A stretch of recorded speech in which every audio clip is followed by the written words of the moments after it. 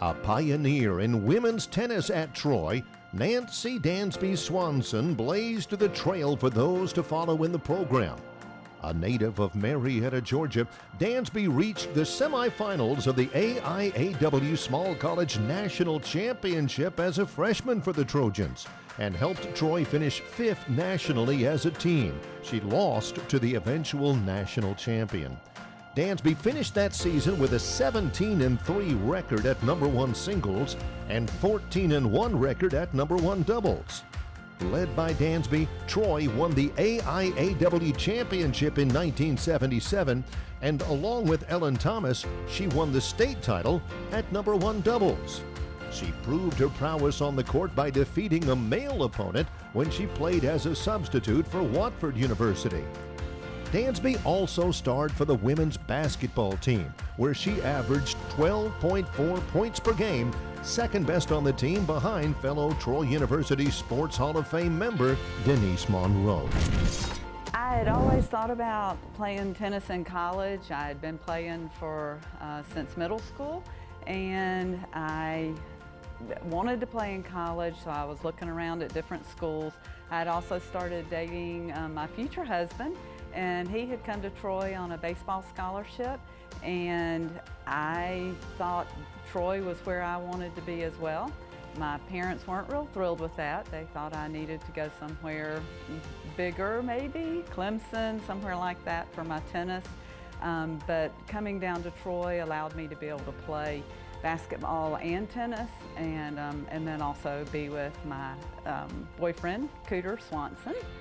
I did play basketball and tennis. Basketball was just kind of the fun sport, although I take it very seriously. I'm pretty competitive and always want to win, and so that was a lot of fun. Tennis was the way that I could really compete, and played a lot of singles and competed very well that way. Played doubles as well. My partner was Ellen Thomas at the time, and she and I did very well together. Also, the sports kind of coincide. One's a winter sport, one's more of a spring sport, so I was obviously playing something the entire time I was here. I think some of my fondest memories are probably still having to do with sports. One time I was able to play on the men's tennis team, and I honestly don't even remember where we went. It was either Huntington or Montevallo.